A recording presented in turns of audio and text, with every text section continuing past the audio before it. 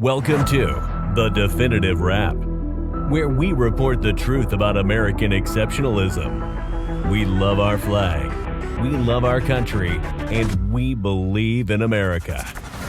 The Definitive Wrap, where we respect people of faith, the men and women in blue, and our support for Israel. And now your hosts, Bela Sebro, she's the nice one, and Alan Skorsky. He's not so nice. But together they are The Definitive Wrap.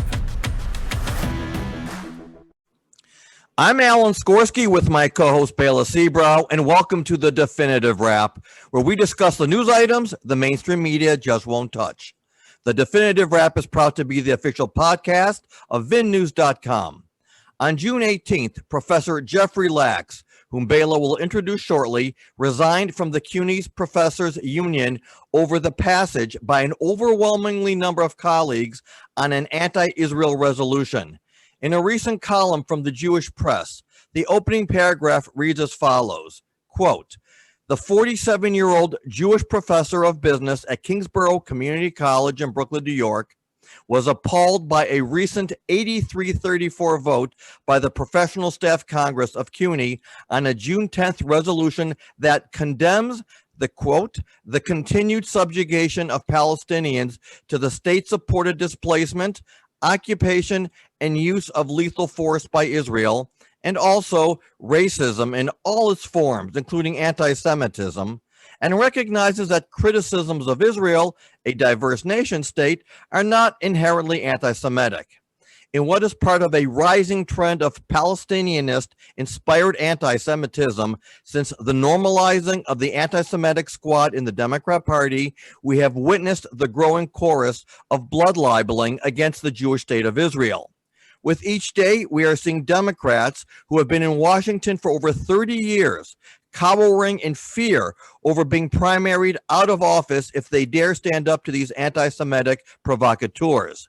The list of attacks against Jews in Israel is endless, but we know who the instigators are, and worse, we know who the cowards are, who won't stand up against anti-Semitism unless they are speaking at a yeshiva dinner and receiving some meaningless awards. Nancy Pelosi and Steny Hoyer have lauded squad members for their hard work and dedication, while Jewish Democrats like Chuck Schumer have remained silent. While college campuses profess to be places of higher learning and safe spaces of tolerance and diversity, the one group who has benefited from none of the above are pro-Israel Jewish students and professors. Bela? Thank you, Alan. Why are we so surprised to hear about campus anti-Semitism? How can there not be an increase in anti-Semitic verbiage when you have role models to college students such as the rapper Tamar Nafar, who at a musical performance announced, "This is my anti-Semitic song," and he encouraged his young audience to sing along. To motivate and persuade his audience even further, he announced, "Think of Mel Gibson," referring to the actor whose drunken anti-Semitic rants made headlines. "Go that anti-Semitic," he implored. "I cannot be anti-Semitic alone." We need to understand that in that video that went viral, the audience, in addition to students, also included university staff, faculty, and scholars. Shockingly, in the video, you can hear them singing along to the catchphrase, "Oh, I'm in love with a Jew," and laughing. This took place at a conference about Gaza that was co-sponsored by University of North Carolina at Chapel Hill. It was funded by a grant from the U.S. Department of Education, which the university clearly misused. The conference was anti-Israel and featured speakers who demonized Israel. Days later, anti-Semitic flyers were discovered on the UNC campus, which referred to an evil Jewish plot. When there is a problem in a structure, you have to look at the foundation. And when there is a crack in the foundation, then you have to assume and believe that the structure is problematic. When you have faculty and scholars condoning and participating in anti-Semitism, then you cannot expect differently from the students. Our honored guest today, who resigned from the CUNY Professors Union over the recently passed anti-Israel resolution, is Jeffrey Lax. Jeffrey is an attorney, professor, and department chair at CUNY. He has hosted radio shows on 770 WABC, 970 WNYM, and consults on air as a legal analyst for cable news channels such as Newsmax and Newsy. Professor, welcome to the Definitive Wrap. Thank you so much for having me. You do wonderful work, and I am awed to be in your presence, and I know that Alan feels the same. You recently appeared on Newsmax to discuss CUNY Faculty Union's one-sided resolution criticizing Israel and demanding BDS action in violation of Governor Cuomo's anti-BDS executive order. Professor, please educate our audience about that. So, yeah, it's a horrific one-sided resolution. Alan read some of the really bad parts in the resolution. The things that stood out to me and people who agree and feel the same way was that they make no mention at all of Hamas firing missiles at Israeli civilians. And I wrote in my resignation letter to the union that if that's not anti-Semitic, then I don't know what is. To leave that out, they didn't forget that Hamas fired missiles at Israeli citizens, at civilians. They didn't mention that. So very convenient that that's not part of their narrative. And then the BDS part of it, which we know there's an executive order by Governor Cuomo that it clearly violates. The strategy involved with this is so intricate because there were detailed discussions among the union members and the union delegates and the leader, the executive council of the union, about what to put in the resolution and what not to put in the resolution. And they were very specific about wording the BDS language to say that we will have discussions about BDS. So why did they word it that way? Because they don't want the executive order being enforced. So they're calling it discussions about BDS. But if you read the resolution carefully, the last paragraph at the bottom clearly demands divestment from Israel. It says, we demand that the US not fund Israel. Well, that's the D in divestment. Either they don't know what divestment is, which some of them are dumb enough not to know, or this was a strategized plan to word it one way in one paragraph, and that's the answer, and to word it a very different way at the end without the word divestment. But it clearly is divestment. And if this podcast, and I hope Cuomo or somebody who works, Jacob Adler, who's a Jewish liaison in his office, who I've been in touch with about this, I hope he sees that, and I hope they enforce the executive order.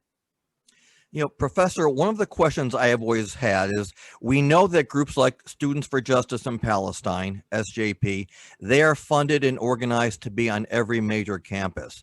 But when it comes to faculty members, are these also organized and funded behind to get them in? Or is it just a matter of coincidence that professors or that leftists just happen to go into the education? Or is it strategically funded to get Antifa supporters, leftists, Palestinianists into positions of power on faculty so that they can drive a narrative? Yeah, it's a great question. Clearly, there is funding from unions. These unions are very powerful. My union has 25,000 members. They take 1% of our salary, so that adds up. And they have and my union, the PSC-CUNY, is an arm of the AFT, of the AFL-CIO. So that these are the most powerful unions in the world. They have a lot of money. They are a daunting organization to combat, doing the best I can as a little guy. But they have a lot of money, and yes, they do terrible things. And one of the reasons I was so pleased to be able to come on with you and talk about this in long form instead of a 30-second hit piece on Newsmax or Newsy is because a lot of people don't know where the evil really comes from. Where is the root of the evil? Because CUNY clearly is doing a horrible job in tolerating this, but the evil itself, and people don't know this, but I see it every day, comes from the unions. The unions are the ones funding this. The unions are the ones organizing events. The unions work together. So the California Union, you may have heard, or your listeners may have heard about the SFSU controversy with Abdul Hadi a couple of years ago with the Lawfare Project. If not, Google it. It's disgusting what they did to the Hillel group there. But they work with our union, and they use CUNY government buildings to have anti-Semitic SJP type events where they're saying things that are frankly not legal in New York and other states, and doing terribly anti-Semitic things. And one example. So there's a professor at my campus, Anthony Alessandrini, who has had fundraising events on our campus at our beautiful rotunda at Kingsborough, where he raises funds, sells shirts and paraphernalia, and raises funds for an NGO that is connected to terror in the Middle East. And the Daily News did an expose about that a couple of years ago, and CUNY tolerates it. But I always distinguish, not that I'm defending the people who tolerate this. They should not be defended. It is abhorrent. They should do something about this, and CUNY is not doing anything about it. But people don't know about the other part. Where does the root cause come from? When you see students who are all riled up and doing die-ins and saying that Israel and Jews are massacring Palestinians, students don't come up with that themselves. They really don't. The typical student wants to go to school, get his or her education, get their degree, and go out and get a great job. So where do they get this indoctrination from? Where do they get this anti-Semitism from and anti-Israelism from? They get it from the unions and the faculty, whose main job, they see it. I see my job as educating. They see their job much differently than a typical faculty member. They want to indoctrinate. And that's where it comes from. And the funding comes from the union. And that the money has to be followed. If that money has never been followed before, I really hope it starts. So clearly, it's the foundation that's wrong. Professor, how have things evolved over the years with regard to being a faculty member of a university? I know that people say that things have gotten worse over the years, but I've heard from old timers who said that when their parents came to this country, they instilled in their children to hide not only their orthodoxy, but the fact that they are Jewish at high-ranking positions. It's a very personal question for me, Bela. I don't wear my yarmulke on campus. I've never spoken about this before. Had I worn my yarmulke on campus, I would not have been hired. I'm not speculating. I know the people who hired me. I know who they hired. I'm not just a professor. I'm also a department chair, which means I serve on the College Personnel and Budget Committee. I've been doing that for 11 years, so I see the hiring process. I see the discrimination. It is disgusting. I've been fighting it behind the scenes for many years.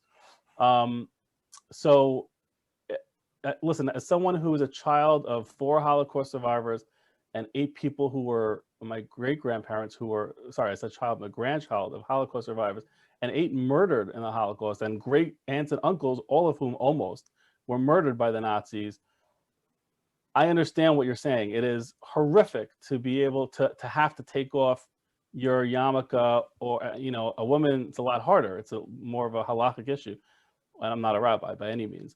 But I'll tell you, I'm going to tell you something that I really haven't told most people, and that is, as I'm a hiring manager at the college, and I have had applicants, and I don't care whether they wear a yarmulke or anything, burqa, whatever. I don't care. If you're a good faculty member, I'm going to hire you. But I have told individuals with yarmulkes that because the final step is meeting with the president, and I've told them that they should take off their yarmulke.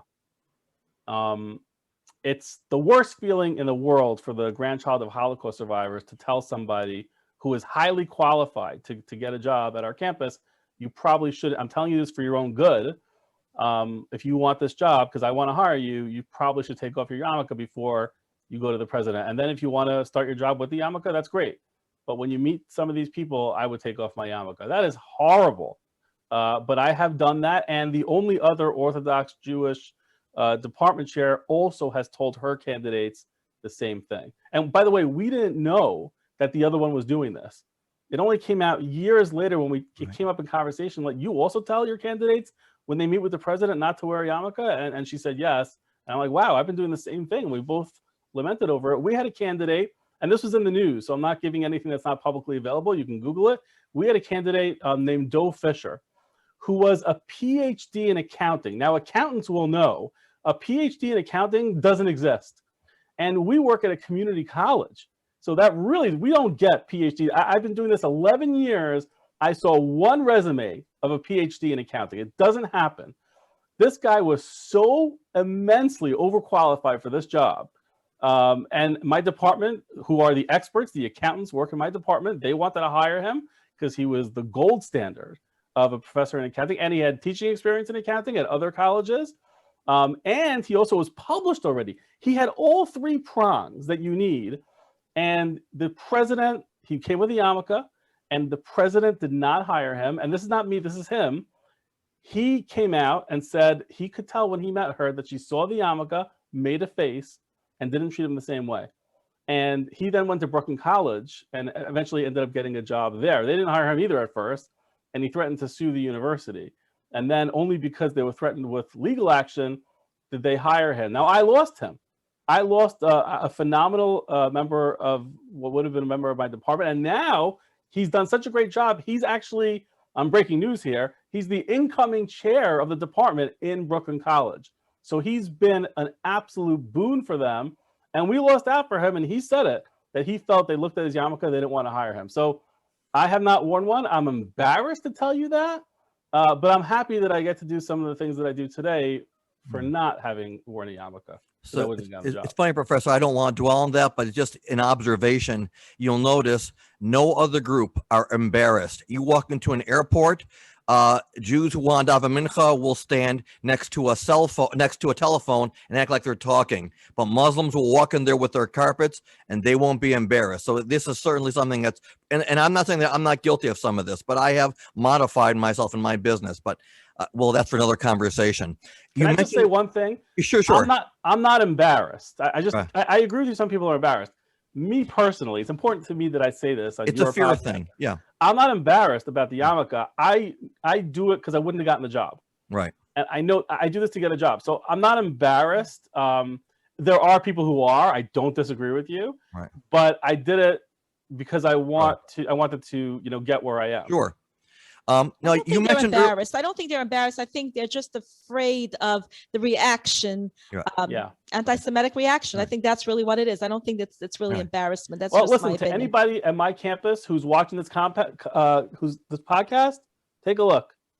I'll move it to the front of my head. All right. With a Bobby You're not going to see me wear this on the campus because too many people there hate it. Well, Professor, I want to ask you a question though. After that, you mentioned the unions, and I don't know. I'm asking you, I don't know if you know or not. Is this a widespread union issue or a teachers union issue? And I asked for two reasons. One, I remember in 2015, Randy Weingarten, president of the AFT, spoke at a J Street convention, and she and others just beat the hell out of Israel as they do at every J Street convention. But you also may know that recently Palestinianists and other Arab activists have blocked Zim, the Israeli cargo company, from unloading at docks, and the dock workers unions did not cross the picket line. So to your knowledge, do you know if this is widespread amongst the broader union sector, or is this more confined to teachers unions? Well, I don't want to speak to non-teachers unions because I just don't know, but it definitely is a major issue amongst our unions. Our union is an arm of the AFT and of the AFL-CIO. It's an enormous union, a very powerful, very rich, overflowing in money union. And they absolutely, this comes from the union. And, what we're seeing in society today, the degradation of our society, the lack of civility, which no longer exists, the lack of any government, the government institutions that are being just torn down left and right. And the lack of respect for the people who died to have this freedom that we have is just sickening. But all that stuff comes, I see it I tell everybody, I see this stuff 5 years before it happens, because it stems from the unions and it stems from the college campuses. Everyone says college campuses, but those people don't realize, again, students don't come up with this stuff themselves. SJP is a marketing ploy. Students for Justice in Palestine is a marketing ploy. It is not students. Yes, they have students. Yes, the students do what we see them do on video and stuff like that. That's not where it comes from. Students want to go to school, get their degree, 99.9%. They are organized by faculty members, and faculty members have a lot of influence on students if they want to. I don't want to. I want to teach. But the ones who want to indoctrinate and influence, they can, because they have a lot of power at you. They're all the power at the university. So SJP, for example, absolutely, those types of organizing come from the unions. And where the unions get their money, we have a 25,000 member union. They take 1% of our dues, a lot of money, right? And our unions do, to answer your question directly, work with other unions like the SFSU California Union, for example. And your listeners can Google the Abdul Hadi situation at SFSU and the Lawfare Project. And they do events in government buildings. They'll hold anti-Semitic and anti-Israel events at CUNY and California government college buildings. So yes, that's where it comes from. It comes from the unions, and I've seen this stuff firsthand. And I tell people 5 years ahead of time what's going to happen in society, and I've been right every single time, sadly. Professor, I have a question from another perspective. When you hear about anti-Semitism on campuses, how is that not a breach of faith? How does it not undermine intellectual culture? And how is it even tolerated? Yeah, 100% right. The union, there's two angles to this. The union is one angle. The union has a very high level of care, of duty that they owe to their members. They are supposed to represent all members, whether they support the Palestinians or the Israelis or both. And they don't do that. They have very one-sided positions, in my opinion, anti-Semitic positions, because again, when you don't mention missiles raining on citizens of Israel, you're anti-Semitic, period. End of story. I don't need to know anything else, because then you don't care about all civilians. You just care about non-Jewish civilians. That's what it tells me. So they have a duty to represent all of us, and they don't. CUNY tolerates this, which is a disgrace, and it is shameful, and they should not do that. And I have seen it firsthand. There is definitely a disparity between the way Jews are treated and other protected classes at CUNY, at my university. It's just a fact. You know, so just to follow up on what you just said, something I noticed, and this was also in the column and quoting you about, and that they said first that Israel is a diverse state, but then also it's apartheid. One thing I've noticed, every single minority group on earth defines what is racism to their group. The Black community will tell you what racism is. The gay community will tell you what homophobia is. The Arab community will tell you what Islamophobia is. Jews are the only group who are not allowed to define what anti-Semitism is, but worse, they're being dictated to as to what qualifies as anti-Semitism and what doesn't. Yeah, and I want to add on to that, because I've been talking to people about this for years. I think the word anti-Semitism is horrible. I think that is I think we're already losing the battle when we go into the conversation, because what does anti-Semitism mean? What does that word mean? It doesn't cover the specific situations that are always at issue. For example, if you're claiming religious discrimination, you keep Shabbat, you keep kosher, and your institution is discriminating against you, how does anti-Semitism cover that? Because the person who may not be allowing you to do that might be a secular Jew. So what are they going to say? They're going to say, well, how could I be anti-Semitic? I'm Jewish, right? So now, as a lawyer, I know that that's a foolish argument. If you go into court and say, I'm not anti-Semitic, I'm Jewish, a judge will laugh you out of the courtroom. They will say, you're a moron. Of course you can discriminate against Jews. I don't care if you're Jewish. If you're a woman, you cannot hire women. You could discriminate against women. It doesn't matter what you are. But in terms of public discourse, not in the courts. And by the way, people don't know they can go to court in situations like that. So the bad guys here have won the public relations battle. Correct. Because people don't realize that they are legally protected from some things if the person discriminating against them might be a Jew, if they're discriminating based on religion. And that's very important. We have to have that discussion. Anti-Semitism is a horrible word. You're 100% right that we're allowing other people to define what it means. But I think it starts with that word. I mean, I hate to focus on that so much, but the word is, by the way, in this union discussion, a perfect example that just happened, Alan, in this resolution that was just passed, they were discussing how not anti-Semitic they were. They were so proud of it, and they actually put it into the resolution that we're not anti-Semitic. Have you ever seen a resolution that had to say we're not anti-Semitic? They literally saying that it is not anti-Semitic to criticize Israel once because of what you said, because they're a diverse nation state. So Israel is both a diverse nation state and an apartheid state, which seem to me to be opposite words that can't possibly coexist.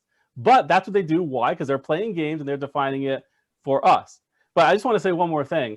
So there was a discussion going on in the union amongst members who were literally saying, well, you can't call me anti-Semitic because I'm Semitic, I'm Arab, I'm Muslim. So how could I be anti-Semitic? Do you see the game they're playing? That's their game. Yeah. That's I mean, their how game. ridiculous. It's a semantic art. It has no meaning, right? But there was literally someone on the chat board.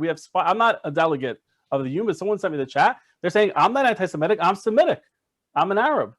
But Arabs and Muslims are covered by Islamophobia, right? And we can't even be covered by anti-Semitism because technically we're not the only Semitic group. It's a horrible word. It needs to be rethought. There needs to be probably separate words because I've been trying for 5 years to come up with one word and I can't, but it doesn't cover the situation. It's terrible. Well, Jewphobia doesn't sound very sexy, so that won't work either. No. Professor, are you able to share a bit about your lawsuit filed against CUNY? Yes, my lawyers will kill me. I won't tell them. They don't want me talking about it. But I will say that we do currently have, and it's not just me, there are 5 Orthodox Jews that have brought a lawsuit against the union that you've seen what they've been doing, and against CUNY, and against certain individuals involved with the union and with CUNY.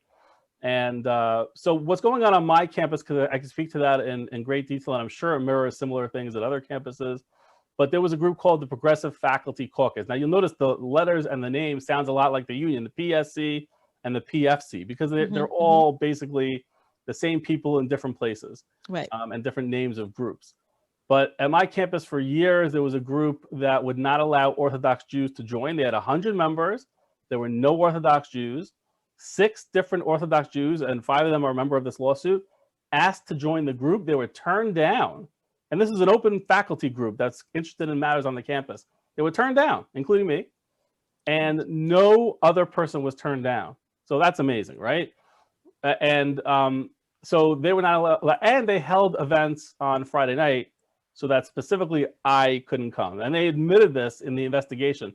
I've had an EEOC investigation now substantiated completely. We wiped the floor with them, I'm proud to say. Good. And the EEOC said that I was discriminated against, said I was retaliated against, and said that I was subjected to a hostile work environment, and that CUNY tolerated it. And what did they do? They didn't allow Orthodox Jews into their group, and they admitted, because this is how stupid they are, the only advantage we have over them, it's not numbers, it's stupidity. They're stupid, and they're so ideological that they let that overcome common sense. They admitted that they had these events on Friday night so that I couldn't come. So, you know, they admitted it, and that's very dumb, but it's in public record now, and the EEOC has substantiated, and CUNY has done nothing. Bela, do we have time for another question? Yeah, we have time for your question. Okay. I have a question after that, so go for it. So, Professor, I grew up in Detroit, Michigan, the Midwest. There are Jewish communities there, but still, there's not a dominant force. New York is the capital, the Jewish capital of America. And if this can happen here, then we're done. It's one thing if it happens in, again, Iowa, if it happens in Detroit, if it happens North Dakota. But to happen in New York and happen so brazenly should scare the hell out of all of us. And my follow-up to that is CUNY, is that under the provision, if that's the right word, is it under the auspices of the governor or of the mayor? And if it's under the mayor, why was none of this brought up during any of the mayoral campaigns? It's a complicated question. Technically both. They're part of New York State and they're also part of the city. The funding comes from both. You may be aware of the New York State executive order by Governor Cuomo, which says you cannot support BDS or New York State will not work from you. I've been in contact with the governor's office about that, working with Jacob Adler, who's a Jewish liaison in his office. And I really hope, I'm praying that they follow their own executive order. This is governor, it's not a previous governor. This is this governor's executive order that says that we will not recognize you or work with you if you support BDS. Well, I have sent a letter and I've spoken at length to Mr. Adler, and I've said this union should no longer be recognized. They should not be the exclusive bargaining unit with CUNY because they're clearly supporting BDS. And I want to just point it out for your listeners and for you both, that the resolution was they tried to be very clever. They're not clever people, but they try to be clever. And it's actually kind of hilarious when they try to be clever because they're so stupid. They put in the resolution that, the way they worded it was, we're going to have discussions about BDS. So why do they do that? Because they know if they say we're adopting BDS, that the executive order goes into effect and the state will not be able to work with them anymore. They know, but they're by the way, they're risking their own existence because they hate Jews so much. It shows you really who these people are. So they word it carefully, but then in the last paragraph of the resolution, they say that we demand that the U.S. Revoke all funding to Israel. They divest from Israel. Well, that is the D in divestment. So you have a resolution that is so not just hypocritical, but contradicts itself, that they actually are demanding BDS action and they're saying they're not, right? So you could say that's clever. They think it's clever. I think it's stupid, because if the governor just follows their own rules, that disqualifies them as a union representative. And they are. I want to be very clear with the listeners. They are saying that they're talking about discussing BDS. No, they are currently right now demanding that the government, that Joe Biden, divest all funding from Israel. That is BDS. That violates the executive order. They should not be the bargaining unit in New York. One last question. Professor, you are a man of high integrity. You stand up for what you believe in. You are a true scholar and leader, and you have made the headlines.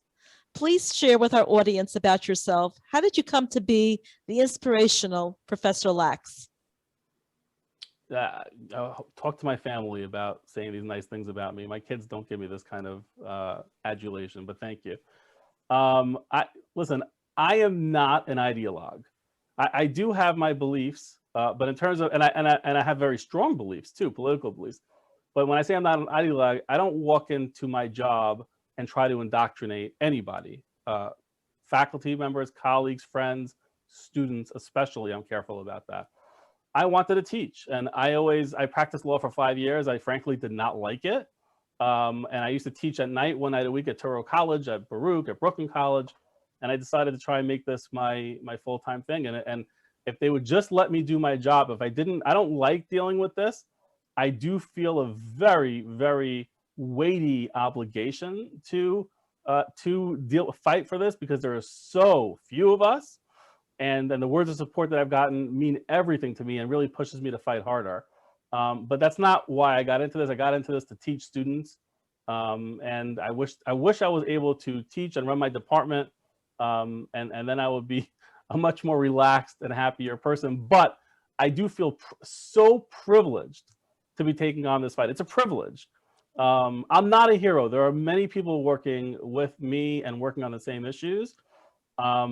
You're very modest. That I forgot to add that. What's that? You're very modest. I forgot to add that. Well, I'm just being honest. Humble.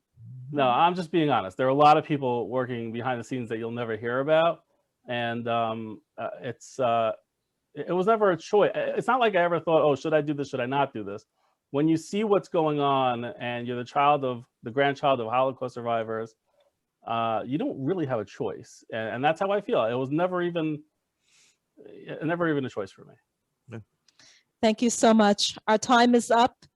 Professor Lax, thank you for giving us your time on the Definitive Wrap. Thank you to our audience for tuning in.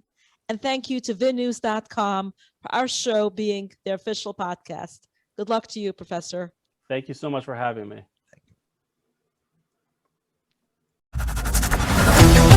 Thanks for listening to The Definitive Wrap with your hosts, Bela Sebro and Alan Skorsky. Be sure to tell your family and friends they also can listen to The Definitive Wrap on Apple Music, Spotify, Google Play, and your favorite streaming service. See you next time on The Definitive Wrap.